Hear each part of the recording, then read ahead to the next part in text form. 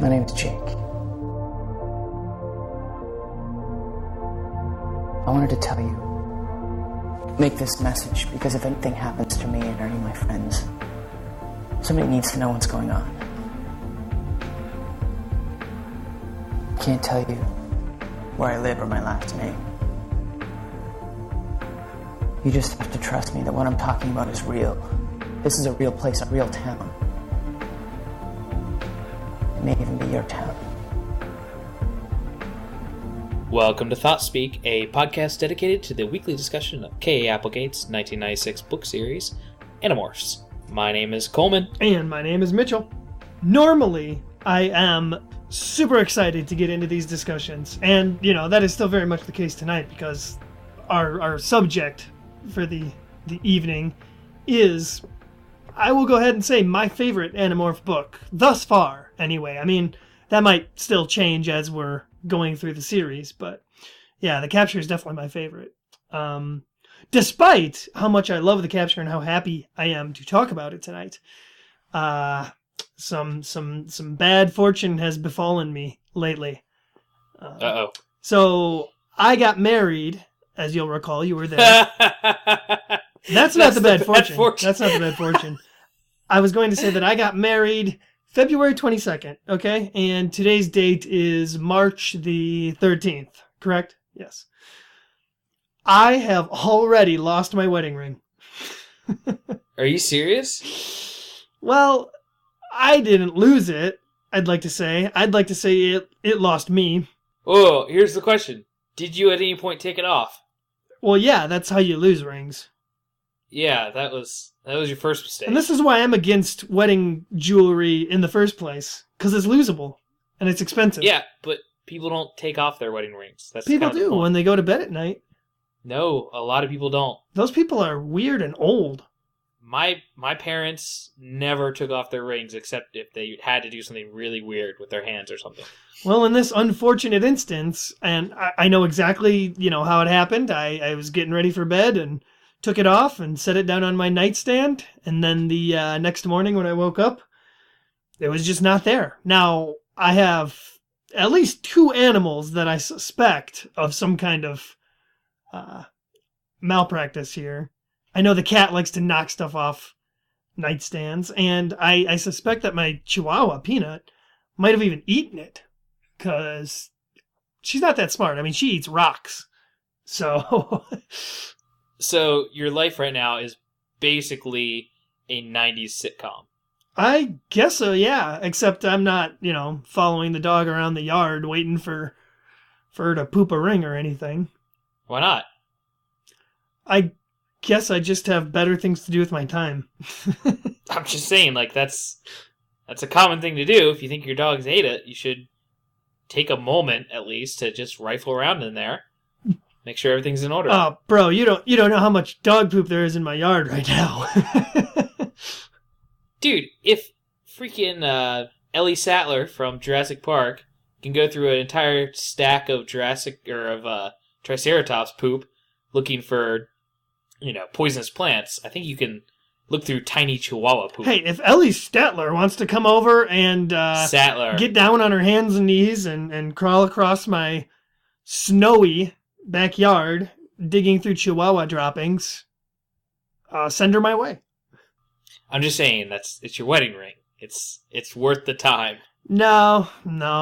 There is a symbolism here. I mean, it is the ring that I handed you, and you got married in. I mean, that's... Yeah, now it's probably working its way through a Chihuahua's, innards. No matter what it costs, I mean, people save, dumb stuff from their wedding. This is your ring you got married in. Yeah, it's okay. I mean, I still got the wife, so it's not an entire loss. Does she know you lost it? Yes, of course. Ugh. I'm just saying, if you just go out and buy another one, that might say something to her, whether you mean to or not. No, she's pretty... If she cared in the slightest, we would have, spent extravagant amounts of money and got a really nice ring. Not that it wasn't a nice ring. It was cool. It had silver and wood. I know. It sounded awesome. Well, luckily it's still on sale at Kohl's for $50, so I think I'll just buy a new one. You know, I just don't think you know how girls work. Oh, me, the one with a wife doesn't know how girls work. I know. That's why I'm confounded here. That's why I ended up married to one. I know. I'm just saying. 30 years from now, you'll not think anything of it, and she'll bring it up and hold it against you. What? She'll bring up my replacement ring, which will be safely on my hand. You'll be in the middle of a fight, and you'll have the higher ground, and then she'll say something like, "Oh, well, at least I didn't just let my wedding ring get eaten by a dog and then not care." No, I don't think my wife is that petty, Coleman. All right. You have fun with that situation. I will stay clear of it. You should. But that is, oh man, I mean, that's the ring I handed to you on your wedding day. You don't care. I'm going to have to come up to Minnesota and go to this Kohl's with you, and then buy it, and then hand it to you. I'd be okay with that. Or you can come up and help me sort through the poop. I'll save it for you.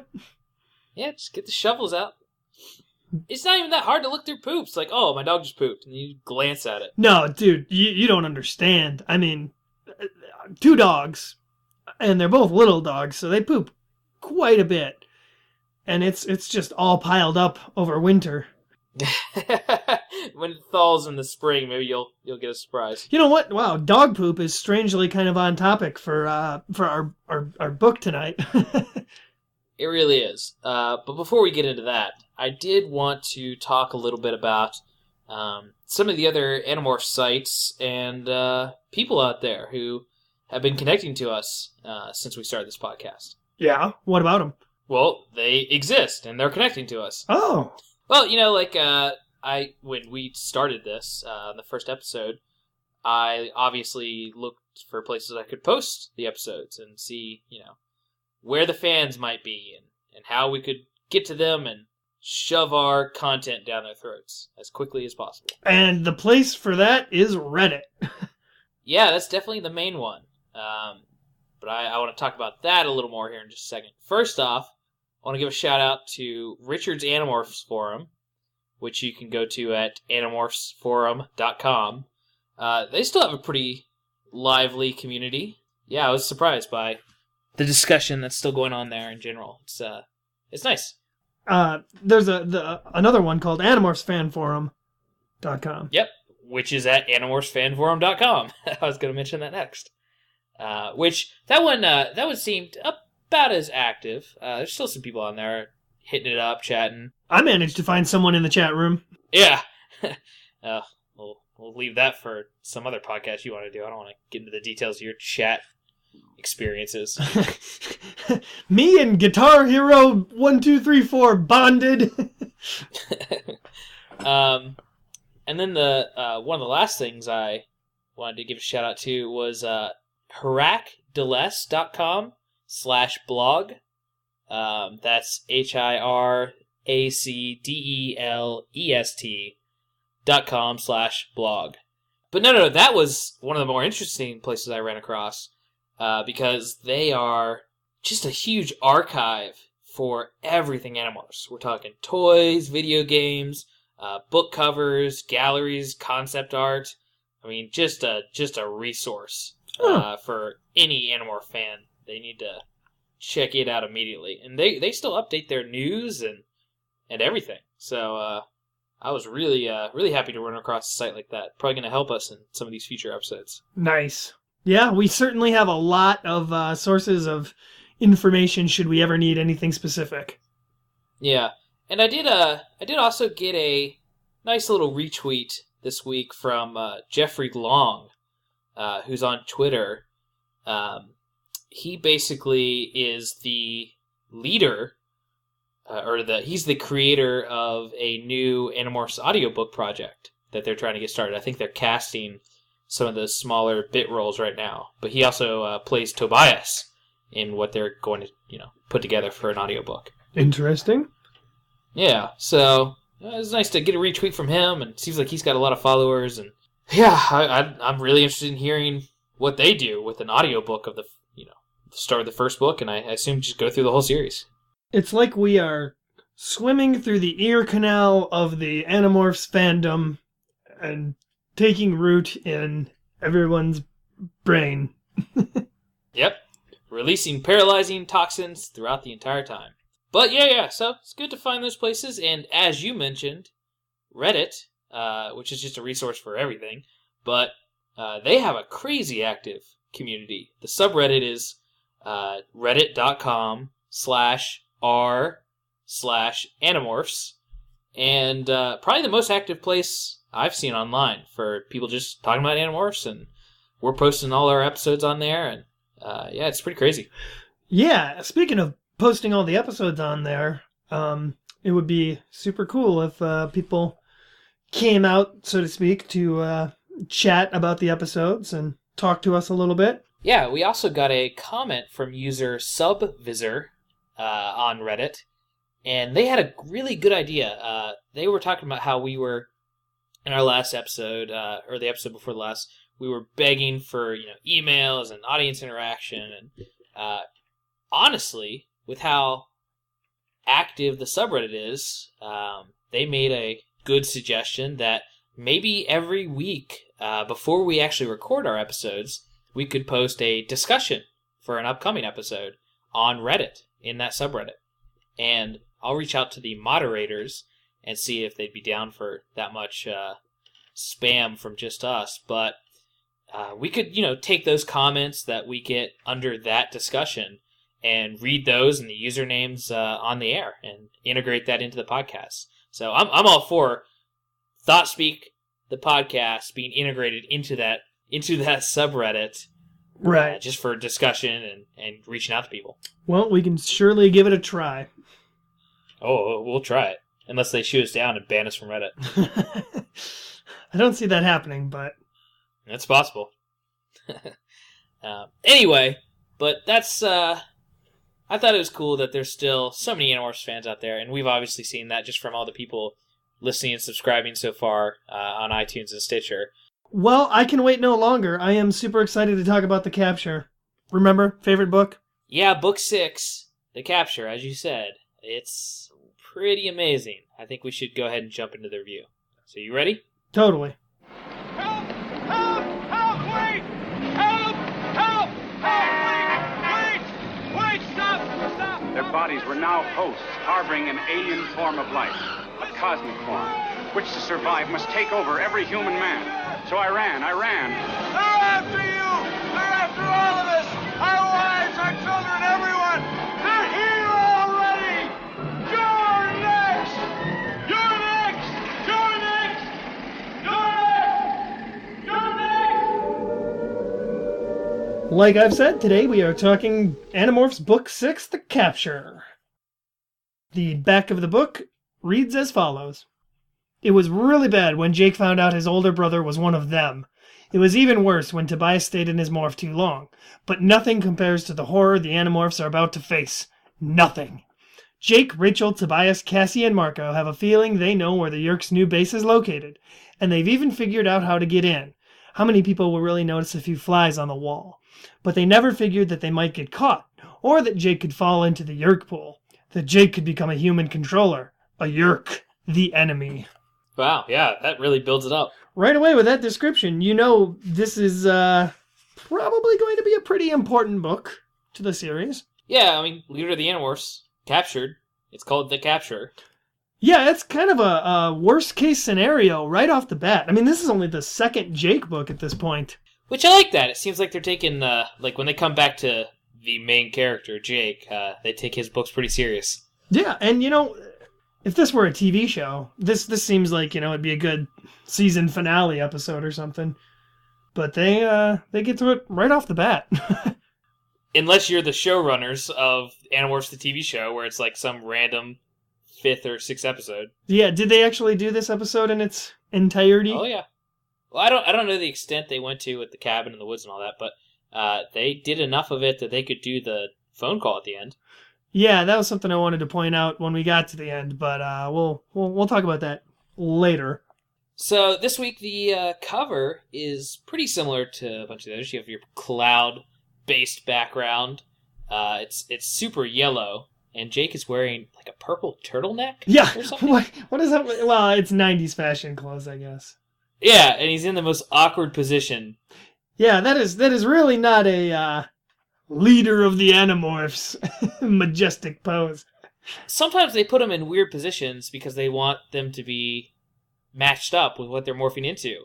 But him sticking his arm out randomly, like just his right arm, and hunched over like a hunchback, I don't see how that has anything to do with the posture of a fly, but... I don't get it either. But you know what I will say is that the yellowy, cloudy kind of background here sort of reminds me of the Yerk pools, or what I believe the Yerk homeworld would look like. Just kind of this dingy, kind of dirty, yellowish, brownish atmosphere. The book starts with Tom and Jake are hanging out, having breakfast. As usual, they still banter the way that they used to. It's a lot less friendly, especially on Jake's part now. And we have Tom trying to convince Jake to join the sharing because it's so much fun. I mean, how many clubs give you a free space alien? And they're going to do some cleanup in the park. So really push that Boy Scout, Girl Scout theme. Say what you will about the evil space slugs. I mean, these guys are doing some good. No, they're really just tidying up for their future. It's like if somebody came into your apartment like 2 months before your rent was up or your lease was up, and they started cleaning up the place. But yeah, he invites Jake, and Jake is obviously not joining up fast. He's not going to go run and grab a sharing T-shirt. This leads to Tom leaving the house. Parents aren't home. They're going off playing tennis, I guess, or something. Yeah. And Jake's waiting for them to leave so that he can sneak off and practice a new morph. Yeah, a little bit of character development here, I think. At least, thinking things through. And I think the previous book had a lot to do with that. Yeah, I mean, I was going to get into this a little later, but you get the feeling throughout this book that they're taking things a lot more seriously. Oh, yeah. Animorph playtime is over. They are a team now. Everyone's got their reasons to fight. They all have their reasons to fight, and they're definitely getting more into soldier mode. They're starting to take the war seriously. They are starting to get the feeling that they could die doing this. Yes, as evidenced by Jake, wanting to actually try out a morph before anybody else has to. So he does. He starts morphing Cockroach and is incredibly disgusted by it, more so than any morph they've done so far. Well, at this point, I would think that they'd be a little bit more conscious. I mean, he says he steps in front of the mirror or something as he does it. Yeah, well, that's just Jake's personality. He's in the wrong place, wrong time. I don't care where the mirror's located. I'm gonna stare at it as I morph. Well, this is the dreaded, bug morph. Nobody wants to morph bugs, and I guess it's cool that Jake is taking the initiative, because Roach morph going to be very, very important throughout the series, and the fact that he kind of gets into it and realizes that it's not as terrible as they'd kind of imagined being a bug would be. In fact, it's not much of anything until somebody somebody comes to his room and turns the lights on, which sends Cockroach Jake scuttling away. Yeah, what is terrible is Jake deciding, again, to do anything Animorphs related in his house. Just walk outside, go into your backyard, or Marco's new place, or something. Just stop doing things in your house, Jake. There's too many, variables and problems with that. Yeah, that's true. But you know what? I don't think it's such a bad idea to practice morphing in their bedrooms, assuming they're alone and, the doors are locked and everything. But just because they morph doesn't mean they have to go... Like Jake here, he goes scuttling, up the wall and through his crawl spaces between his walls in his house, and he ends up seeing another cockroach, which is kind of funny. And some of that is it's kind of unnecessary. I mean, he could have hid out underneath his bed, and whoever it was that came in to turn on his bedroom lights would have never seen him. Yeah, he was just frightened and still caught up in the morph. But this all leads to him ending up behind the refrigerator, and as Marco puts it later, checking in into a Roach Motel. Roach Motel? Roach Hotel? Yeah, Roach Motel. Yeah, a Roach Motel. And he's pretty stuck. Yeah, in fact, the chapter ends kind of abruptly there without really explaining what happens, but we do get the obligatory cut to Cassie's barn where the group is assembled and Jake is telling the story to everyone about how he escaped. Yeah, I like those cuts. I like how that's becoming a thing, where we're, having these neat transitions that don't need to shovel the entire story into you. Yeah, and I don't think anybody needed a chapter explaining how Jake managed to demorph just enough to push the refrigerator out and climb out of there. Yeah. But, so that's exactly what he does, and he finds out that it was just his parents coming home. His dad had sprained his ankle or something playing tennis. And he's, sitting there, as you said, explaining to everybody at the bar. And they're giving him grief about it. Here we've actually got a little bit of character development by Cassie, who flat out gets very angry at Jake for trying out a new morph unsupervised without letting anyone know he's doing it. And she scolds him pretty bad. And I like how Rachel even happens to point out, she says, "It's a new, tougher Cassie. I approve." And Marco says, "I remember when she used to be so sweet." Look, now she comes with a kung fu grip. This all leads to them getting to their real business, why Jake was even practicing out a super secret cockroach morph. Which, he's getting a little worried. Tom has been rising through the ranks. The Yerks are doing something that has to do with a hospital. He finds out that Tom has been talking to all these doctors at this very specific wing of this hospital, and he's just in general worried that something's about to go down. The plot is moving right along, and of course, after he reveals this troubling information about his brother, we cut to another home life scene between Jake and Tom. Yet another sitting around dinner table, breakfast table, whatever. They're at dinner now, but we get a lot of these scenes where they're eating and Jake's just staring at Tom's ear. No, he's staring at his forehead. Oh, well, yeah. Either way, it's creepy. Either way, it's creepy. That's true. And we get a little bit of background information on the Yerks, just delivered through Jake's narration. It's some stuff he heard from Axe, which is a little bit cool. Yerk, world building, character building stuff, but we're going to get a lot more of that throughout this book. They have another little moment, a little bit of awkwardness between them, and the scene kind of ends with Jake going to bed and mentioning a dream that he's been having lately. Nothing specific yet, just the fact that he's been having this weird dream. Yeah, he mentions the dream, and this is right after, he went off to go to bed, but Tom kind of followed him, and they had kind of a little fight on the stairs about him joining the sharing or not. Yeah, he's really pushing for that sharing, but you got to think, couldn't Tom just have him kidnapped in the middle of the night, taken away, and infested with a Yerk? Of course he could, but there's no reason to at this point. Jake's not important. The fewer times they do that, the better. There's less chance of something happening or messing up or someone getting away.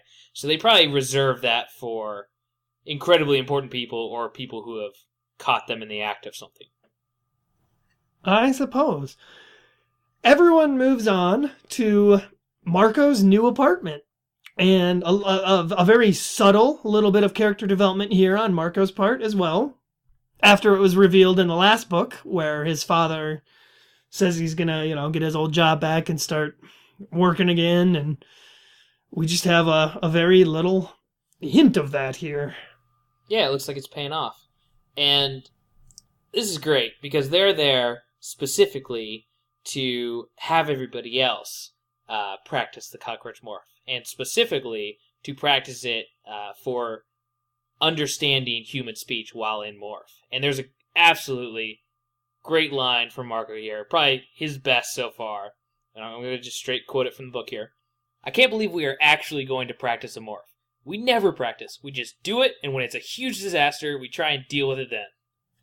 Yes, I love that. That is exactly what everything up to this point has been. It's just, I laughed out loud when I heard him say it in the book. It was great. They discuss their plan to infiltrate the hospital, and we get a scene here of Jake kind of expressing some worry on his part about getting Tom into trouble. Because, as we all know, Visitor 3, not the best boss that you could be working under if things go wrong. Yeah, Visitor 3 doesn't just take you aside, pull your yerk out, and then punish the yerk.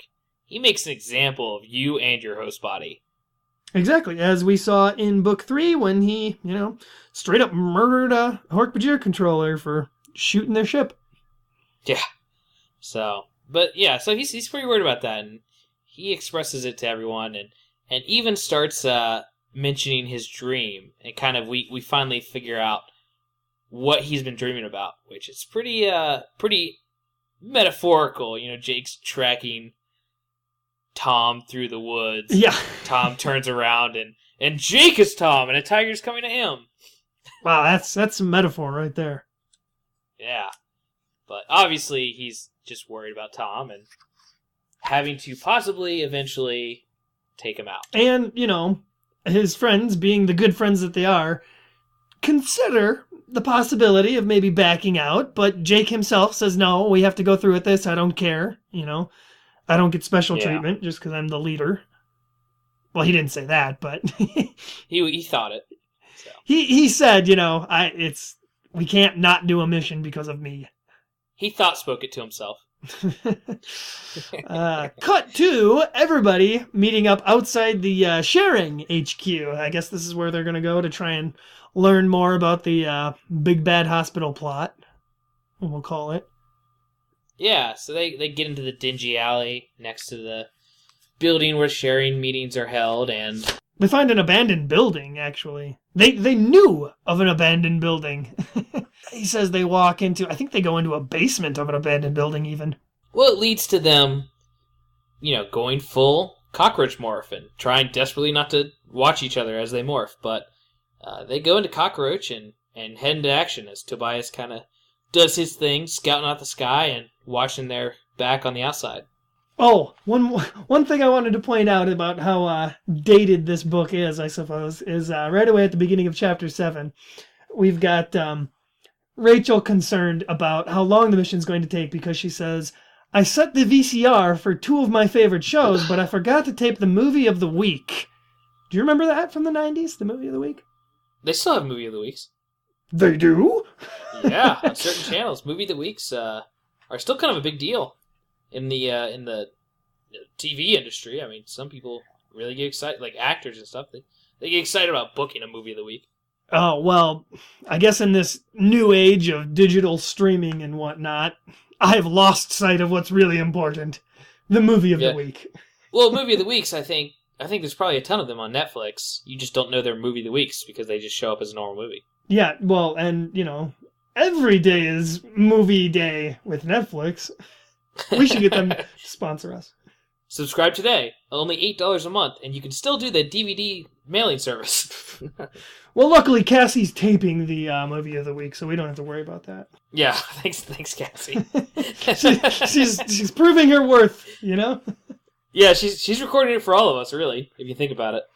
Oh, yes. And I wanted to point out, Cassie has to remind everyone, specifically Rachel, that this is a spy mission. So, we've got Cassie doing what she does, being the nice girl, kind of taking the moment here to remind everyone that they don't want Tom getting in trouble for this.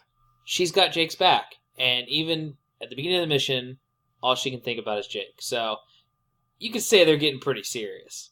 Well, yeah, I suppose. I mean, Jake does mention that he likes her, and he just wants to remind us that he likes her 3 times in this book. I thought that was kind of funny. It's gonna come up. They're all gonna do some relationship building throughout the story.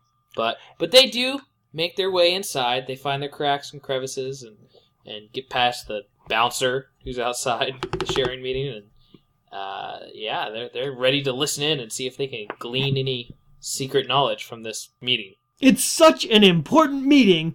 Tobias warns everybody, via Thoughtspeak, that some human just showed up by limo, and man, he looks bad. He's a bad-looking human. Yeah, and he's got bodyguards who walk in with him, human bodyguards. So definitely not a sub-Visor or anything. It's just this is somebody important. It's pretty apparent that it's Visor 3. Yeah, it's not a secret. No. It's also, not. Visor 3, human morph here. I would just like to point out that Visor 3 pops in on the meeting like a good leader and reveals their evil plan of the week is to infest the state governor that is planning to pay a visit to their local hospital.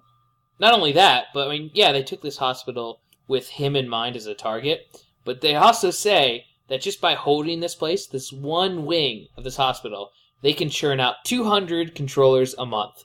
Yeah, so that's all bad news. I mean, like, really bad news. This hospital plan is kind of a key plan. In fact, after this book is done, I don't understand why they don't, simply redo this exact same plan in another hospital. I don't know, maybe they think the Andalite bandits will see it coming and just stop them again? I guess. There's got to be some reason why they don't reuse plans that worked. Plans that were really good ideas, but... Well, I mean, as we, again, find out a little later in this book, Yeerks don't think like humans. They, where we would persevere and try again, they might now just see that as a failed, stupid plan and not do it again. Yeah, that could be. I mean, if I'm an evil alien trying to take over the world, I'm thinking hospitals, hotels, probably be valuable in converting people. Maybe it took a lot of resources to secure this many controllers and take over this side of the hospital, and it was validated by the fact that they would get the state governor by doing this. But if they were just going to do it by itself for no other reason than getting a bunch of controllers, it's just not worth it, possibly. Whatever the case is, maybe it just wouldn't make another interesting book. Think about that? Or maybe they did. Maybe they got tons of hospitals and just the Animorphs didn't hear about that. It's like book 53. You remember book 6, the hospital plot? We're doing that one again. You know what? One thing, this isn't the greatest time to talk about this, but it does bring to mind the fact that eventually we have to talk about if this is the only place that the Yeerks are, or if they're worldwide. Okay. I guess we'll talk about that later. Some chat. I just assumed no, this was it, but yeah, no, I assume that they're just in this area too. Like this is their starting ground, and we're still pretty early in the invasion. Anyway, moving on. Well, after the big bad evil plot is revealed, we get the team basically being spotted and chased by all the controllers at the meeting here. Yeah, they're all running around, their heads cut off, trying to stomp these cockroaches, and newspapers and shoes and everything. Cockroaches are extraordinarily difficult to kill. I know because of my time spent living with you at our apartment in Florida. Never had to battle cockroaches before in my life. Those 2 years I lived there with you was truly terrible. Well, it wasn't that bad of a place. I think Florida's just, it's a cesspool of breeding monsters like that. I don't know, dude. I trapped one in our kitchen sink, and I tried drowning it. Didn't work. Yeah, they're resilient. So the Animorphs use that resiliency, and they, in general, get away from all these controllers, except Jake, who is kind of trapped in the room. Well, Jake's not doing well. He's underneath a magazine or a newspaper. Yeah, and when he does sneak out, he's spotted pretty quickly. They all go after him, and somebody brought a can of Raid to the secret meeting. It's probably in their janitor's closet. Yeah, well, they hit him with it, and it gets kind of intense. Jake starts dying in Morph. That's going to happen more and more frequently throughout the series, though. Not a lot of books where you get step-by-step guides to someone talking about, death and dying multiple times in different ways in different bodies. And we should start a count of how many times the team almost dies in Morph and is just barely able to demorph in time to save their lives. Yeah, because this is a pretty close one. But he makes his way to the door, and he's probably going to get caught if not Tobias, our Lord and Savior, comes down from the sky and saves Jake. Yes, Hawkboy manages to swoop in time and pick up a cockroach and swing him outside. They make it to a nearby roof, and of course, Tobias talks him into demorphing. Jake just barely manages to make it out alive. Yeah, and they have a little chat about Tom and Visitor 3 after Jake, informs Tobias that was in fact Visitor 3. Tobias tells him that tells him that Tom got in the limo with Visitor 3. So they must be pretty tight, pretty close. They're buddies. I mean, they're probably... They have each other's Nintendo friend code. That's what we can definitely surmise. But but that just puts Tom in even more danger, because being close to Visitor 3 is not a good thing, no matter how chummy he gets. We cut to Jake playing basketball with a couple of the guys that he knows from school. And, it's a little slice of life moment until Marco approaches him in the hall. Yeah, he tells Jake that the mission's going to be on a Tuesday. He gets pretty specific with the details and tells Jake of his detective skills. Yeah, I was super impressed with this because Marco and everyone, let's assume that they are in 7th grade. I think they're... No way. Yeah. They're at least in 9th grade. No, I think they're about 13 or 14 at the start of the series, and that would place them in... No, 14 is 9th grade. 13 could be 7th grade, though. No, it can't be. If you're 13, you'd have to be, unless you were held back, you'd have to be at least, 8th grade, going on 9th. Well, we've got a lot to go through here. I mean, we're only on book 6. They're still quite young at this point. Yeah, but aren't they like 17 or 18 by the time we hit book 54? I think by the end of the series, they're 18 or 19. Yeah, so that's only a few years this book series takes place in. Regardless of their age, Marco being able to figure all this out, I mean, he calls and says he's a reporter and he's trying to get a hold of the governor's schedule, and they give it to him, and it's clever thinking for someone who is probably 13 or 14 years old. It was the 90s. He probably got it all off an episode of Columbo or something. That could very well be. I don't know. I just thought that was cool. That shows that, at least Marco here is growing and learning as a warrior. It's not even about that. It's about we quickly realize going through this series that Marco is way smarter than any of the other Animorphs. Way, way more clever. Yeah, oh, definitely. And when he gets motivated to do something, which he is now, and we will see that throughout the rest of the series, he is probably the best at being an Animorph. He is. He's their, tactical, analysis guy. It's good stuff. But he tells them specifically when the mission's going to be based on the governor's schedule and all his detective work that he did to figure that out. And they're ready for the mission. Also, somebody drops the word b-ball in these 2 pages. Just want to put that out there. No one says b-ball anymore. Really? And it's dropped at least twice. Oh, interesting. Yeah, Marco's warning Jake about their next morph. He doesn't say specifically what it is, but the hint that he drops is not something that Jake thinks sounds very promising. Think dog poop. Yeah, think dog poop. Yeah, that's a good slogan for a T-shirt. Yeah, and as they're talking, I did also want to mention that Jake is holding a grudge against Cassie for making them more fans. He drops that there because Marco says that the morph that they're going to do for the mission was Cassie's idea. Jake's like, I don't know. She's not holding up as our advisor. Yeah, I thought that was great. Apparently, obviously, at least Marco is still holding a little resentment towards Cassie for suggesting such a terrible, terrible morph. Jake is the one who says something about it. Oh, you're right. God, yeah, you're right. Which is funny because he says, again, this is number 2 of him saying he likes Cassie. He's like, I like that girl, but she's the one who picked out Animorph. Next, we've got a chapter that has Jake, Cassie, and Rachel shopping at the mall to buy a present for Jake's mom's birthday.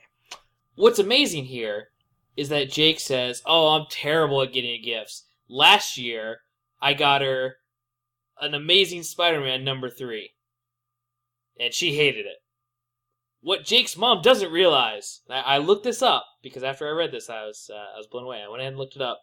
The Spider-Man number 3 that he got for her on her last Mother's Day or birthday, it's worth about $10,000 because he said it's near mint condition. Huh, wow. Yeah, so he gave his mom $10,000 and she probably stuck it in the attic or something. She shredded it right away. Yeah.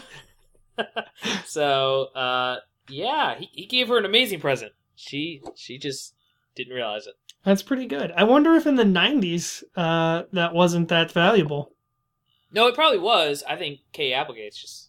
I mean, I'm not a big comics guy, but I thought number 3 Spider-Man, I think what she's going for is she just wanted to, think, oh, that's a cool thing for, a kid to have. But that's worth quite a bit of money. It was probably worth quite a bit, maybe like half that or something in the 90s. I don't know. But... Wow, if they had all that money... Jake wouldn't even need to do his little faux saving here, where Rachel tries to convince him that he's saving money by spending. Yeah, exactly. And you know what? This is kind of cool. We don't usually get to see this side of Rachel, as far as I recall. No, we get a few times her going into super shopper mode in a couple of her books and some things like that. We see her... So far, this is... pretty hardcore about one of the biggest first instances of it happening, though. They definitely talk about it a lot in the other books. Yeah. Well, this really just serves the purpose of allowing these 3 characters to talk about their next morph on the morphing agenda, the Fly morph, as prefaced by the book cover. Yeah, Jake and Cassie kind of go off on their own and discuss turning into flies, and Jake's pretty worried about it in general. Cassie's a little more relaxed, but they drop a lot of movie references throughout this book. Yeah, specifically about the fly, though. Yes, here's the start of it. And this is a really this is a really silly kind of childish scene, but that's kind of what makes the Animorphs books so fun, is that they're not all doom and gloom. Yeah, and you know what? I think the pop culture references help make the series more realistic. Oh, totally. I mean, totally. Usually it's, you think product placement, or things like that, and when you see it in movies and stuff. But with this, I mean, these are kids. When you're that age, it's all what you see in commercials, what movies playing, blah, blah, blah. So it definitely helps the series. Next, we move on to Everyone Morph and Fly. And it is so disgusting that Rachel flat out pukes. Yeah, she goes outside and throws up. From witnessing her friends morph fly. Yeah, which they're back at Cassie's barn, by the way, morphing these and trying them out and getting ready to ride Tobias to the hospital. Does this make any sense to you? I guess flies might be able to hang on to a bird as it flies them across town. No, that's 100% believable. I just don't know why they needed to ride Tobias across town. Couldn't they have gone there, found a bathroom or something to change into, and then ridden Tobias up to the window? It's possible. It's definitely possible, but doing it this way, we get to discover that Tobias has fleas. Yeah. Well, they could have done that either way. I thought it was just weird, morphing at Cassie's farm and then losing 20% of their morphing time. Flymorph is one that I didn't really suspect would be any fun, and the Animorphs themselves certainly didn't think it would be very fun, but as soon as Cassie becomes the Fly for the first time, she says, it's like riding a roller coaster or something similar to that. where it's just fun. Yeah, it's a good thing they have that 2-hour limit because flies only last about 24 hours.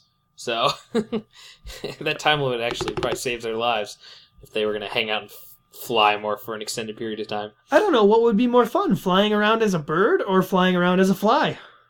Bird, 100%. At least that's a world you kind of recognize. Being a fly, while it might be fun, the actual actions of it, it's still a terrifying existence, being that small and being very, very, very bottom of the food chain.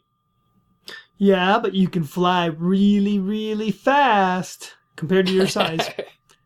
Yeah, I assume it would be like in a helicopter. It'd be similar to flying around in a helicopter that was supercharged, could go crazy fast, and it could also go upside down and hover and do whatever. I don't think I would like the compound eyes, though. I don't know. It's hard to even visualize anything of what that would be like, or, I think they say it's like watching a lot of little TV screens. I heard a great example of some peripheral or something that somebody used to see what it'd be like if you have eyes in the back of your head, and they wore it for so long that it became kind of like their eyes or their arm, where they didn't even notice it. It was just a part of them. And so I assume you would get used to it. But still weird. Well, they enter the hospital through this open window, and they're flying around, basically just looking for a yerk pool, or a Kandrona. That's talking about poop. Talking about poop, yes. In fact, one of my favorite lines from the book, again, comes from Marco, who says right away, "Let's go find some dog poop." Kidding, he added a second later. Just kidding. I like how he had to specify that. Yeah. But it is kind of unique how they find this yerk pool, this mini yerk pool. They smell all this poop and all these scents and everything in the hospital, and they split up into 2 teams just to cover and work around. And they actually end up smelling out the yerk pool itself. Not that they recognize it from the one time they've been down there, but it is a very different kind of alien scent to their fly minds, and they just decide to follow that, and it pays off. Yeah, and when they find a room that has some sort of metal dome-like container on it, they think they found it, so we get Axe demorphing first, and it's kind of funny, because before anybody else gets the chance to demorph and get the good eyesight back, they hear some struggling and some noise going on, and Jake asks Axe what's happened, and Axe says, "There's a human in here. He's no longer conscious." Yeah. And Jake and Cassie come up off the ceiling and demorph themselves, and now we get a pretty pivotal moment in the Animorphs saga. All these books is, we've been talking a little bit about character development, and it's interesting here to find out that Jake is a freaking psychopath. Yeah, a little bit. Jake is a flat-out sociopathic murderer. He reveals himself in this scene, so definitely a turn for the series I wasn't expecting. Yeah, but you know what? To his credit, at this point, the Yerks are nameless, faceless enemies, and I think that's what this book is about, is kind of putting a face and a backstory to these villains to make them not seem so one-dimensional. I agree with you. There's tons of reasons for this happening. They're, like, as you mentioned, they're all super young. And the Yerks are still this new, faceless enemy who's just, pure evil. I understand that.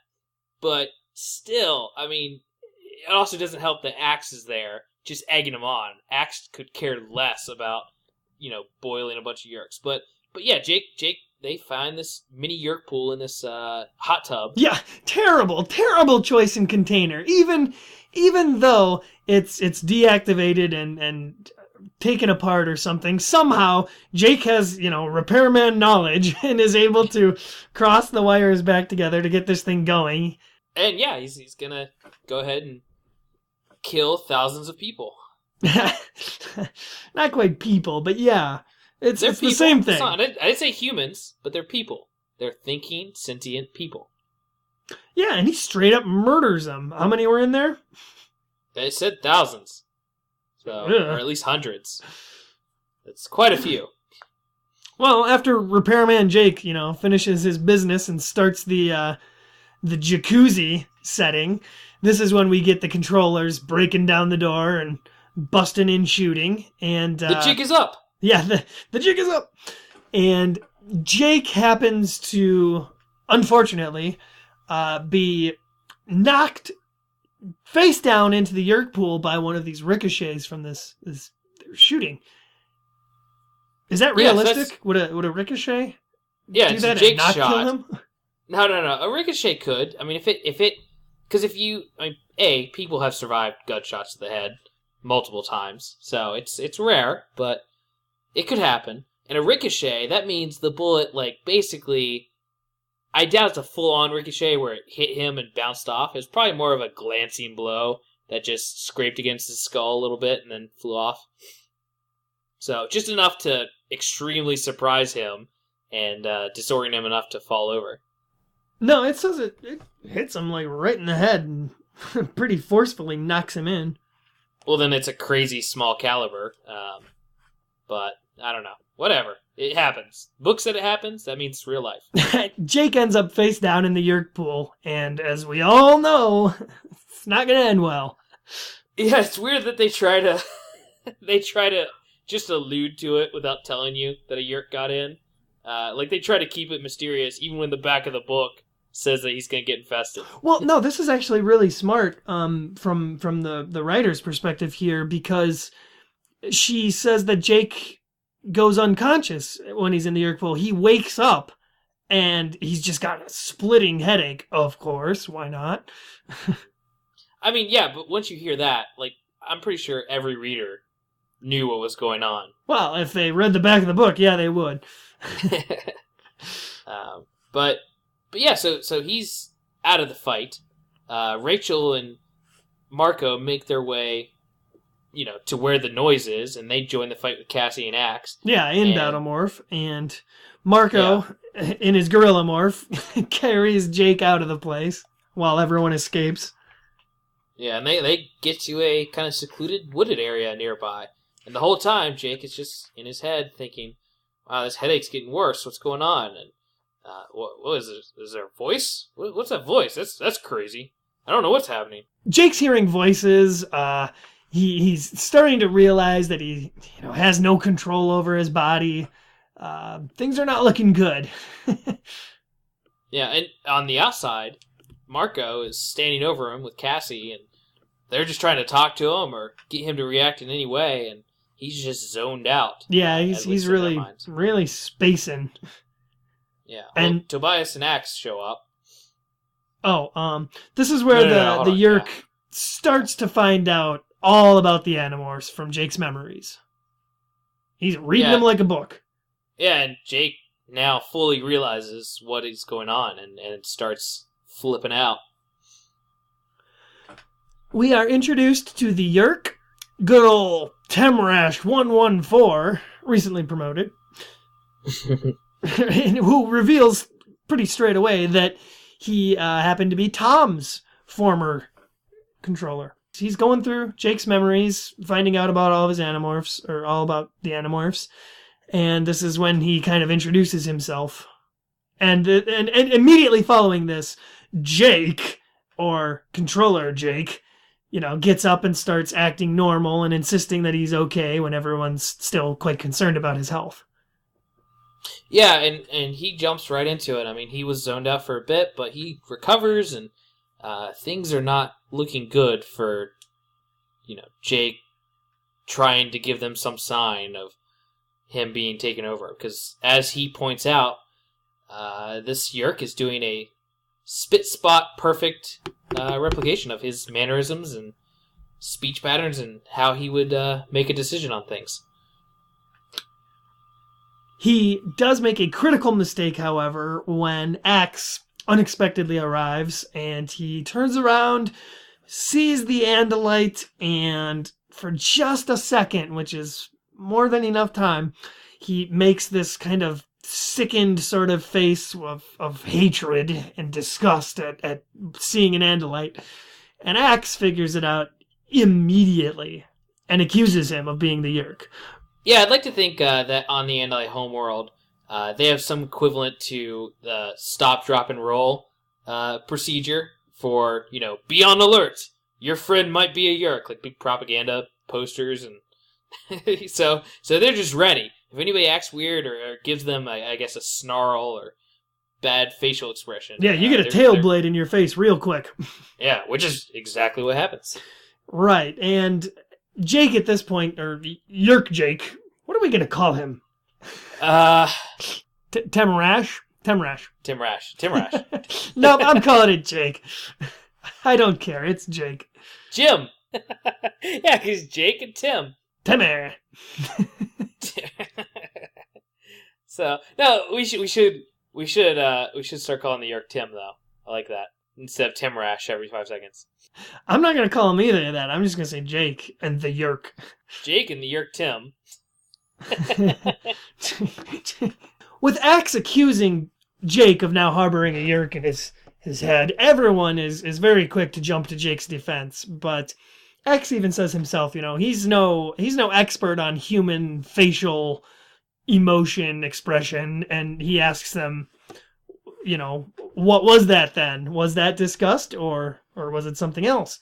And it's enough to convince the rest of the team that, all right, fine, he did go down in the Yeerk pool. Maybe we should play it safe and give him the 3 days of holding time to see what happens. At least tentatively, they're on board with, holding him, like you said. And, this is where the Yeerk, who I'm going to call Tim from now on, this is where Tim really screws his cover. Because he's just fighting it. He's fighting it the entire time. It's like, no, this is dumb. We don't have time for this, blah, blah, blah. And at least Marco is on the sidelines thinking, how would Jake really react to this? And him being so defensive puts Marco on alert and at least pushes more resistance to the idea that he's, normal Jake.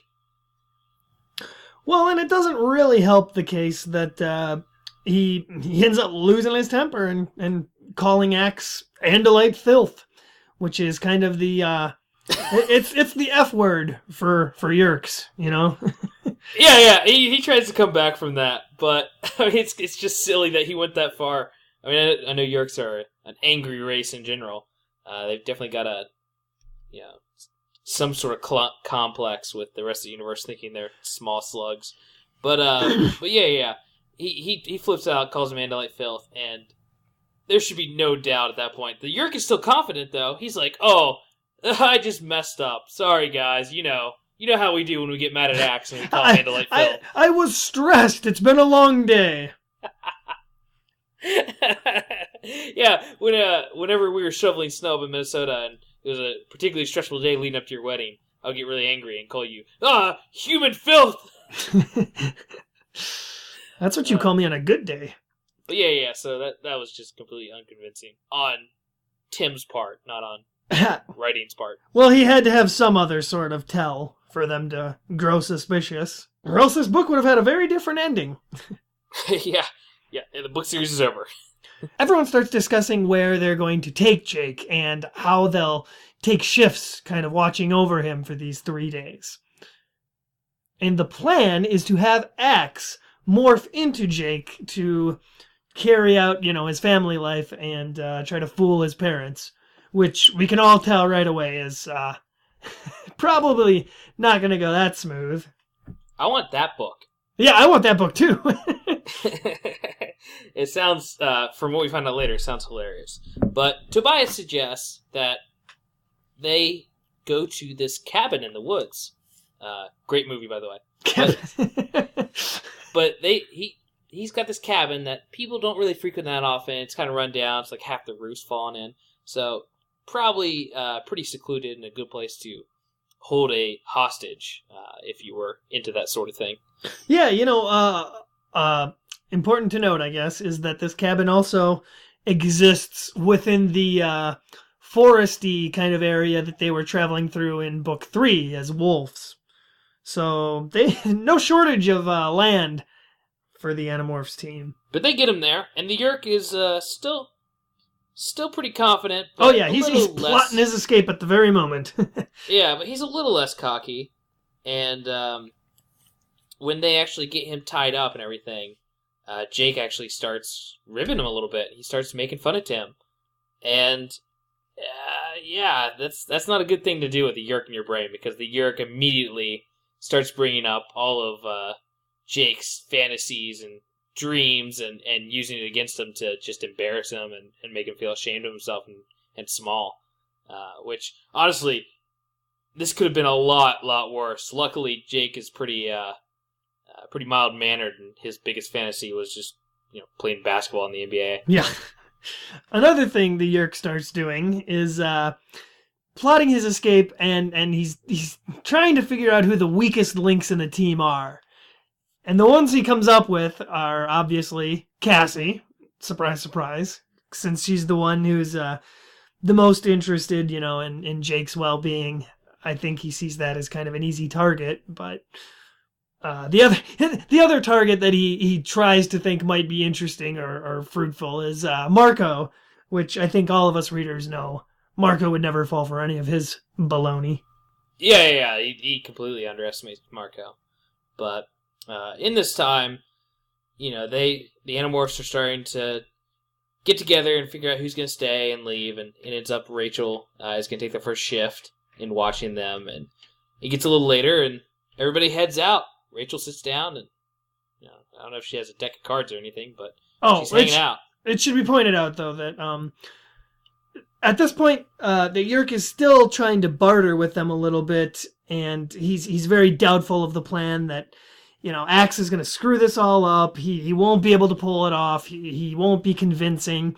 And this is when everyone starts to realize that, you are definitely a Yeerk. You've blown your cover, because Jake would be trying to help Axe blend in. He would be helping Axe learn his role. And by refusing to do that, they know it's very obvious that this is not the real Jake they're dealing with. Yeah, of course. Yeah, it's definitely. And this is the point when they tie him up in the shack and leave him with Tobias and Rachel to take the first watch. At this point, the Yeerk is still very confident of his escape plan. Exactly. And Jake falls asleep. It's kind of crazy that he does, but he's, kind of in the back of his own mind, in some corner, just not really knowing what to do or able to do anything, but he somehow falls asleep, and I don't know if it mentioned whether the Yeerk had fallen asleep as well, as far as, his host body, Tim, but... I don't think so, because he says he wakes up, Jake wakes up, and his eyes are already open, so the Yeerk he's up, and he's plotting. One thing you glossed over, though, is that the Yeerk also shares with Jake some of Tom's memories, which are particularly disturbing. The Yeerk's escape plan here is to wait until Rachel falls asleep, and knowing Rachel, I cannot seriously believe that she would fall asleep on the job here. I guarantee, in fact, in my mind, I'm certain that Rachel is pretending to fall asleep here to kind of goad the Yeerk into escaping, Does that make sense? Oh, I 100% agree. I think she's sitting there, not with it actually on her face, but she's smiling to herself, ready for anything. And Tobias is nearby watching as well, so Tobias is thought speaking to her. In fact, it's Tobias and Rachel. They're probably flirting all night. That's probably why they agreed to take the first shift, is so that they could be together. But yeah, I think they specifically wanted to let the Yeerk... Well, Marco even says this later. They wanted to let the Yeerk morph so he can see right away he's not getting out of this. Well, and the Yeerk starts to morph Tiger, and I'm just imagining, as Rachel's sitting there pretending to sleep, I'm just imagining Tobias sitting up a nearby tree, thought speaking to her and being like, "We've got action, we've got a morph, it's Tiger, he's going Tiger, get ready." Code red. Yeah, she's probably pretty, ready to grab the chair she's sitting on to try to just get away from him, and then, Tobias would help out or something. It must have been difficult for her, because she does nothing. He morphs Tiger, and he runs straight out of there. That just shows that Rachel has bigger balls than anybody else on the team. No, well, the Yeerk specifically mentions that he's not going to kill them because they're very valuable host bodies for Which his might have Yeerk pals. They might have guessed that, but that doesn't mean they know for sure he wouldn't just kill Rachel right there. No, he flat out says, "Don't worry, I won't kill her. Her body's too valuable." He says that to Jake, but that doesn't mean that Rachel knows that he wouldn't. No, she has no idea what's about to happen. I mean, she's very lucky. I'm sure Tobias was like, "Get out of there!" And honestly, the rest of the Animorphs didn't go anywhere. They're all around the woods too, so they had backup. Oh, definitely, as we're about to find out, because Jake and Yerk, they get out into the forest and they're just running free for a while in Tiger Morph. And Jake is actively trying to annoy the Yerk. That's his modus operandi right now, is to try and stall him as much as possible. Yeah, and I love how Jake starts talking to him with the thought that he could distract him and keep him on edge. And the Yerk immediately, as Jake just wrote that down in the book, the Yerk is like, "That's not going to work." Like they're literally sharing a mind. It's great. It's really it's a whole nother layer of confusion when he says he read my thought as soon as I thought it. But it's like, well, so you're inside your brain.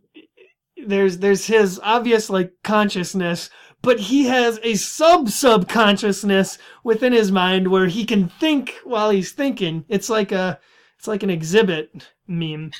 Yeah, we know you like thinking, so we thought in your thought and you're thinking. We put some thought speak in your thought so you can speak while you thought. I don't know. Think?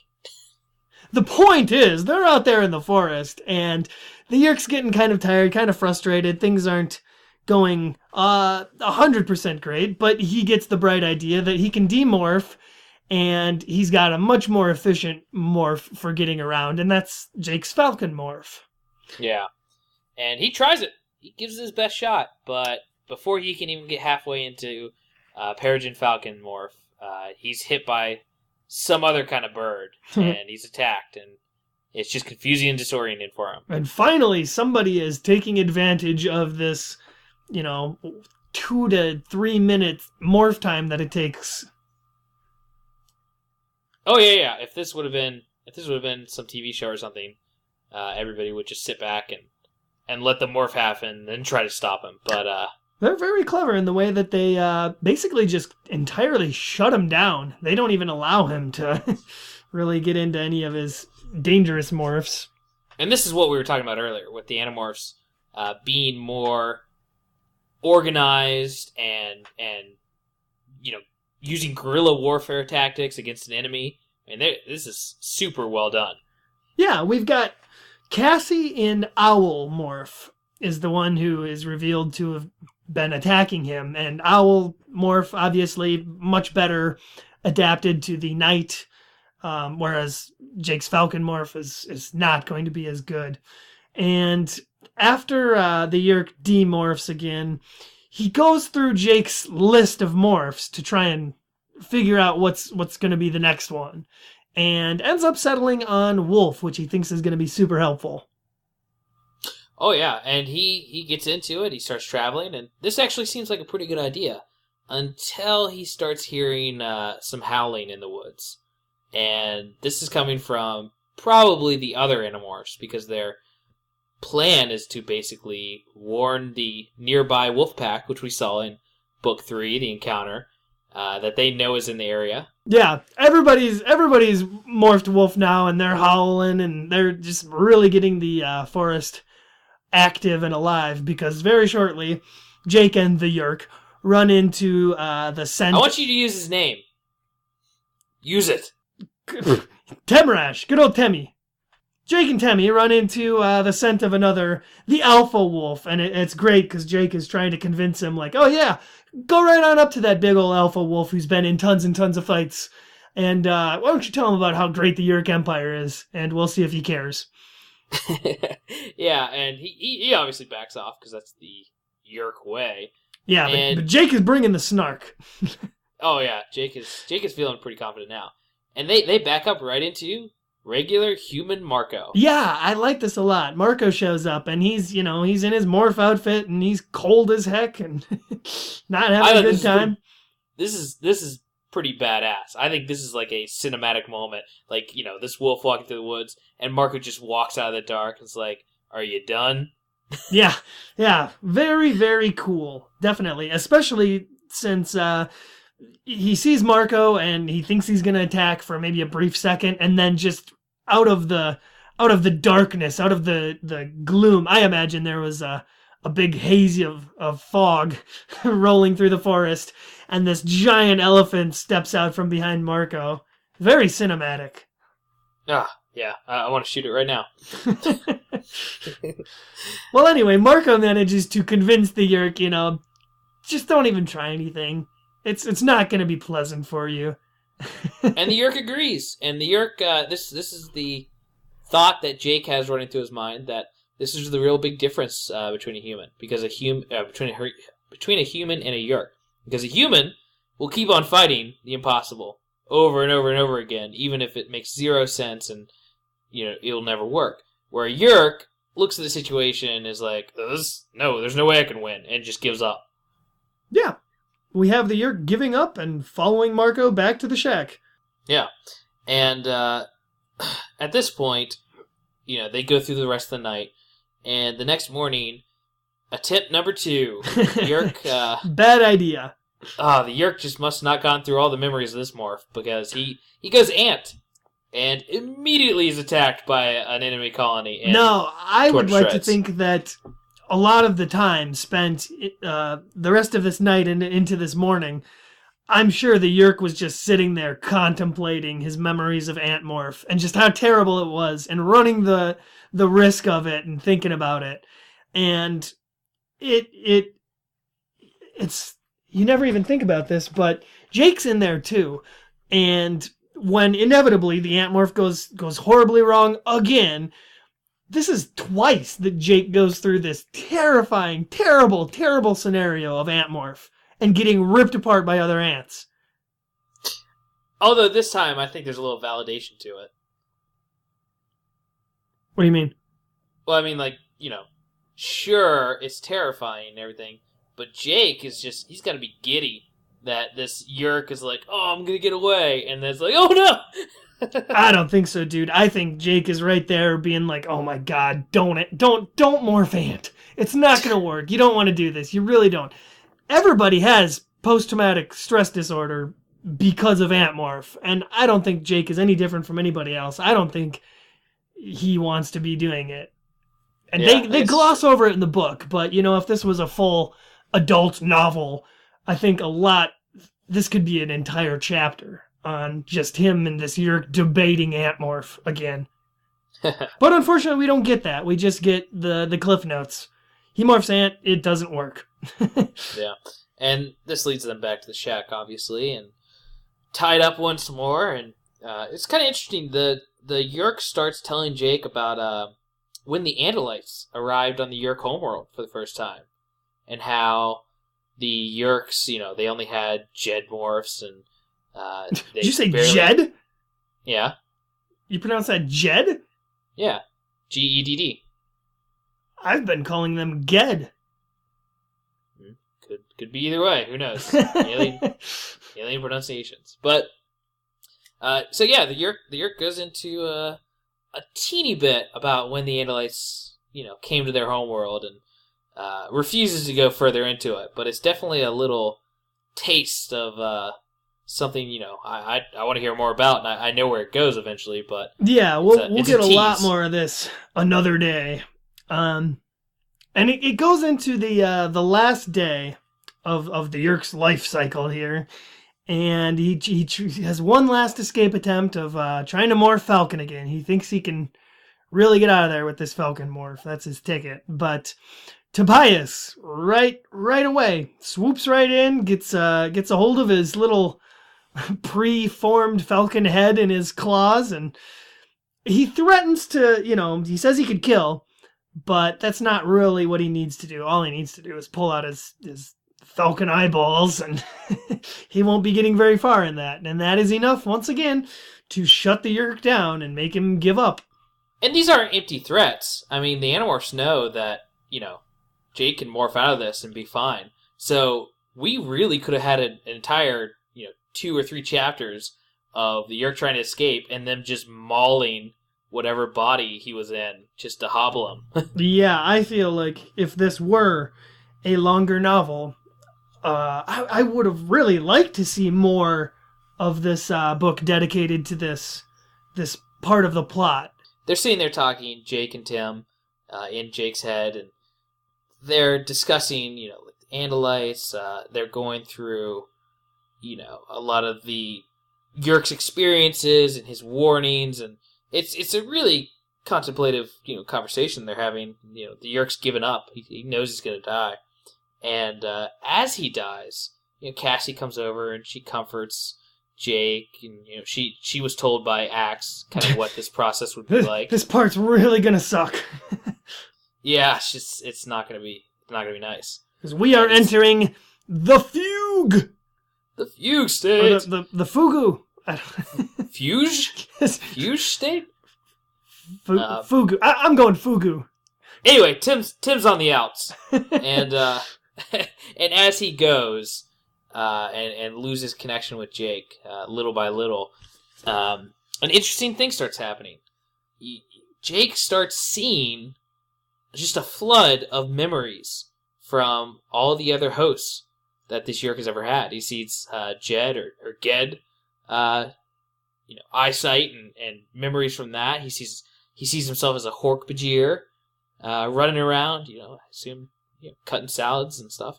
And he sees himself as Tom, which sees himself as his brother, his everyday life, and experiences being, his closest family member. Yeah, he gets a lot of memories from Tom here, which are kind of cool. He finds out that the only reason Tom even joined the sharing was because he liked some girl that was there and happened upon a Yeerk meeting and really just kind of got sucked into it by accident. Yeah, I love that for a lot of people. I love that Tom joined for a girl. That seems to fit his personality and the little bit of character development we get with who Tom was. Yeah. But yeah, and then he saw Visor 3. I don't think they needed to go that far with it, with his why he got turned into a Yeerk. He could have just been turned the normal way. But yeah, he saw Visor 3 and they're like, get him! Yeah. Well, I think they wanted to make it a little bit more special than the common Yeerk host. Yeah. And so, as Tim finally has his last breath? Yeerks breathe? Whatever. As Tim dies completely, Jake's vision and his senses just go hog wild, and they're just nerve endings are collapsing. And yeah, Jake's really tripping balls here. He really is. And he has a vision, which is kind of just out of nowhere and very strange for this book. Even knowing the series, it's very weird that this is the introduction we get to a future character.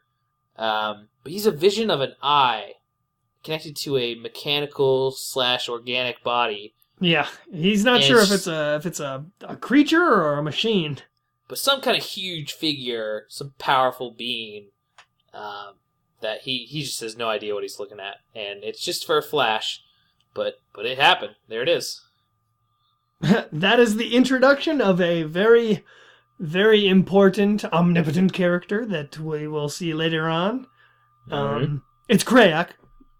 Yeah, it's never really hiding. There's no reason to hide it. But yeah, Krayak, evil god. He's coming. It makes a lot of sense, actually, that we get this short little glimpse of Krayak, even though he's not named.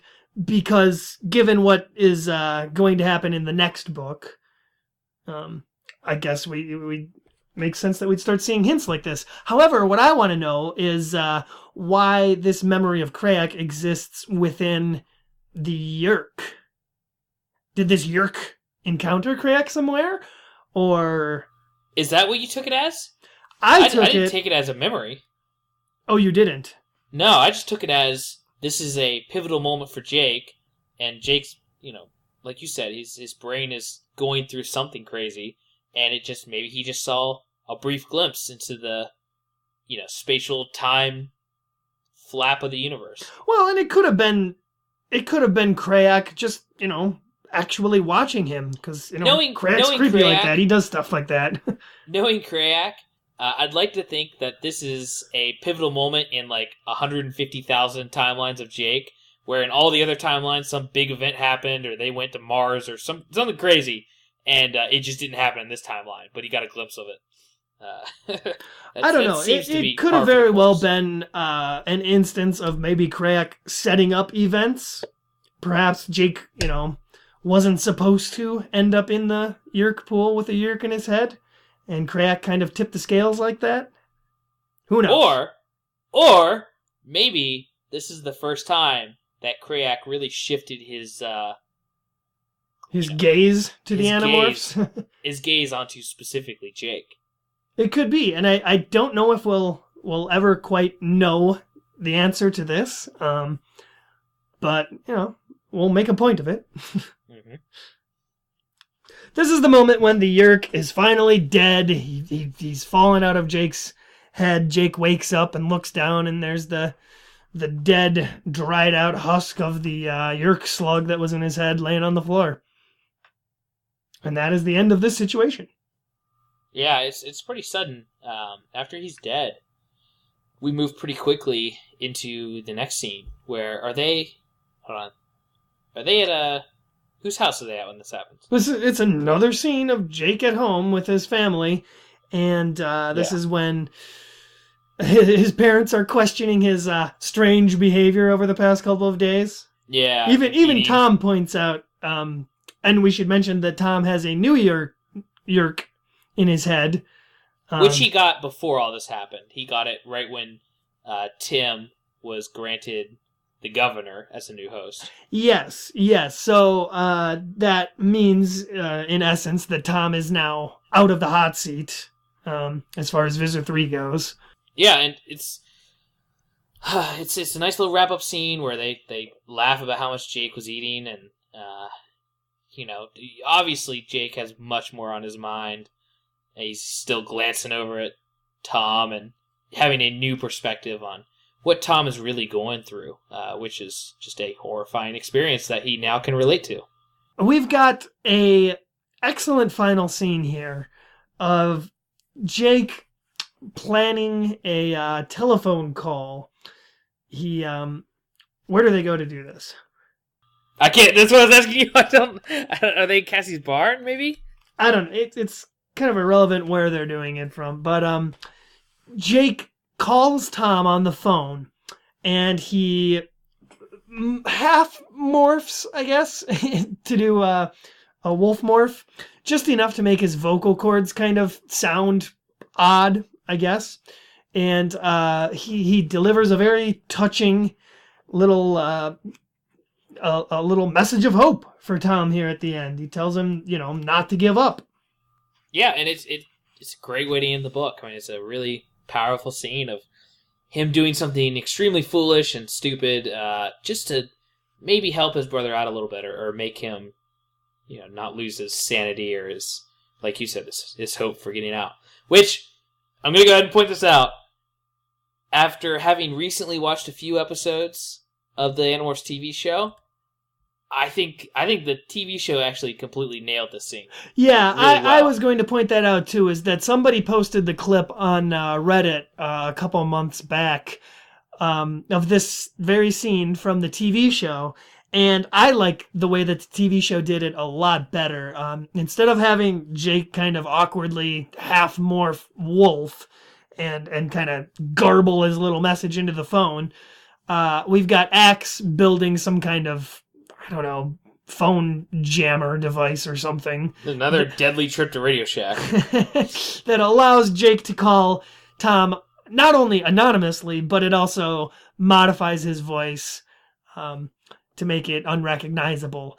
And I think the message that he delivers in the TV show is a little bit more uplifting and inspiring and kind of a tearjerker, as opposed to his message in the printed book, which is just, I have a message. Don't give up, Tom. Don't ever give up. Yeah, I mean, maybe it's just a credit to Sean Ashmore, because the rest of the, TV show was terrible. Specifically, that episode was not pulled off all that well. But yeah, Sean Ashmore and the music that's playing and everything, that scene really works in the TV show. And as you said, Axe making them a device, even though it's kind of weird, makes a lot more sense than them using a cell phone in Cassie's barn. Yeah, I guess people just didn't realize how cell phones worked back then. The show definitely made it more cinematic and more visually appealing. That's for sure. Yeah, I teared up in the show. I was crying like a little baby. We all were. Yeah. So yeah. So that's book 6, man. 6 of these done. 6. That's 5 + 1. And this was my favorite book, so I guess it's all downhill from here. I reread this one so many times. It's got to be my most reread book. Honestly, from before I did this reread, I just remember this book as the hospital and the entire time Jake being infested with this Yeerk, Tim, because I don't remember any of the other stuff.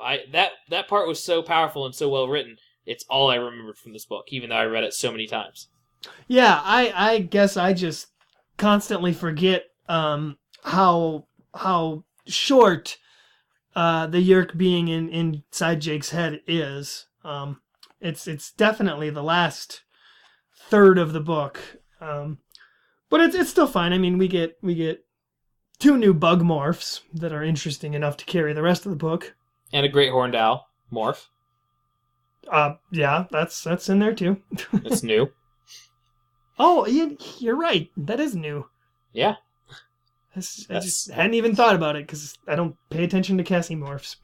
And, we were introduced to a character who's been with us since the beginning, Tim, and we lose him immediately. Well, don't get too attached to any of the Yeerk characters, I guess. They're my favorite characters. No, not really. But no, I thought Tim was special, man. I was really connecting with Tim. I thought he was going to turn into an Animorph at the end of the book. It wasn't meant to be. That is so dumb. I just want you to admit the complex character and amazing emotional range of Tim the Yeerk. That's all I want. Okay, I'll give you that. No, I won't even give you that. He was a shallow dick. Yeah, that was his character. It was great.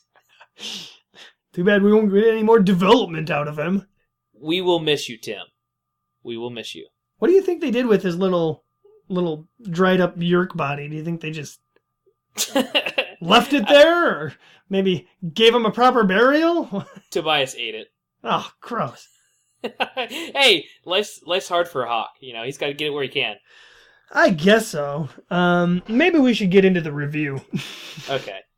Honestly, I'd like to think that Tim survived and got into Tobias somehow, because they'd never know. So Tobias and Tim formed one character for the rest of the series. I'm not even entirely sure that Yeerks can take over animal bodies. Tim could. All right, yeah, with that, let's move on to the review, shall we? So, I'm going to take after you and your last review and keep this one incredibly short. It's an amazing book. I'm not going to say it's my favorite book, because my 3 favorite books are coming soon. But it is a great book that I absolutely love. Reread a ton. Some of the stuff at the beginning is a little, hopping around. But this is a very confident book. A very well-written book. The characters are great. This is the Ballad of Tim and his life and death. And it's great. It's amazing. 5 out of 5. 5 out of 5 jacuzzis in honor of Tim. Ooh. 5 out of 5. 5 out of 5. My second 5 out of 5 since book 1. Well, that's it. We got to get that number up. Yeah, well, let's see what you give it. I don't think there's going to be any surprises on your end. Oh no, I'm gonna give that part right off the bat. It's definitely 5 out of 5 fly morphs for me. You want to know why? You want to know why? I do want to go into it. Because it's just such a good book. This is probably one of the books that I've read multiple times, probably the most times, and it never fails to disappoint. We get so much character development that it's such a crucial book. We learn so much about the Yeerks as a species, and just individually. We get a single Yeerk identity here that is differentiated from, the only other Yeerk that's really mattered thus far, Visor 3 and Visor 1. We get to see what their foot soldiers are like, and their dreams and aspirations and fantasies and all that. Yeah. It really, really kind of personifies the evil of the series. And yeah, we get to see Jake and his in his most sociopathic kind of moment when he's... Oh, let's not say his most sociopathic. He has plenty more opportunities. I mean, thus far. Okay, yeah, correct. And, just... How about the time Jake brought back Hitler? That was a good one. So many subtle character developments. It's just a really good book. This is what I call crucial reading for anybody rereading the series. Yeah, it's excellent. We're both in agreement there. And I worry that we're being too good on the series, and that people are going to, be like, oh, this isn't a review show. They're just padding every episode and talking it up. I promise you, listeners, while I can't speak for Mitch and his happy-go-lucky style of reviewing, I will be tearing certain books absolutely apart. I'm ready. We just haven't gotten to them yet. So look forward to that. I don't know why you expect that I won't be. Because it's funny. I can't wait to tear apart a bad Animorphs book. But yeah, I'm looking forward to your first 3 out of 5 too. That I've given a 3 out of 5. I know. I'm anxiously waiting for my first 2 out of 5. That book was only okay. Are we giving zeros? Is that a thing? No. Lowest is a 1. Oh, come on. No, that throws off the whole rating system. It's our rating system. Yeah, and I don't want it thrown into disarray. I like the 3 to 5 rating system. It's worked well for us. Yeah. No, I gotcha. But that's it. I mean, it's a great book. I can't even think of anything bad to say.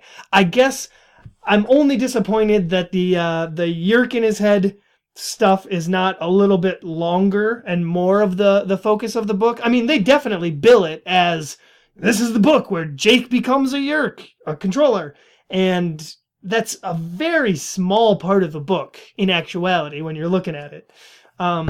If they had spent, a couple more chapters just focusing on the mental anguish a little bit more. Not that part was lacking in any way, because it really wasn't. That's the only thing I can say. Yeah, it's an amazing book. So good times all around. Tim, we're gonna miss you, but that's it. Those are our reviews. So that's book 6. We had a great time with it. We really did, and gotta say, to take a leaf out of your book, really excited for book 7. Yeah, book 7, we get another key character introduction. A character introduction that leads to one of the best books in the series, based around his character, his Chronicle book. So, really looking forward to his introduction and seeing how that all starts again. Yeah, and book 7, The Stranger, that's one that I haven't read since probably the 5th grade. I read like half of it an hour ago. Yeah, well, I'll start working on it very soon, and that'll be a lot of fun. So we're both in agreement, 5 out of 5 on the capture. 5 out of 5. And we will make sure to put the links to those websites that we mentioned at the beginning of the show in the show notes, so that you can visit those at your leisure. Yeah, and I'm going to include a link to the final scene of the book from the TV show, because I think it was really, really well done, and if anybody hasn't seen that yet, they might as well. Very, very good idea. And if we start implementing like that Reddit integration, like I was speaking about at the beginning of the show, we will, add a section right here where we're speaking right now, and have that ready to go. And we'll add another. We'll change up the format a little bit and add a section right here for that. So I thought you were going to say we will add another half an hour to the end of this podcast. Yeah, no. We will we'll add that here and be able to talk a little about that and add your views into our podcast, because this isn't just about us. We want it to be about you and your enjoyment of the podcast and your thoughts and views on upcoming books. So if you see that discussion thread on reddit.com/r/Animorphs, jump in, comment, and we'll use your username and put your comment on the air. Yeah, and you might as well just start telling us what you love about book 7, The Stranger, because that is the one that we'll be reading. But I think that's going to do it for tonight. So thanks for listening to ThoughtSpeak. Join us next week when we review book 7, The Stranger. If you enjoyed this episode, you can keep up with the show by liking our Facebook or following us on Twitter @Morphcast. You can send us your questions or comments by emailing thoughtspeakcast@gmail.com. Rate the show on iTunes and Stitcher so more people can find out about it and join the conversation. That is it. This is Coleman, last surviving member of the Nostromo, signing off. And this is Mitchell, regular guy, signing off. Have a good one, folks. Until next time, until we meet again.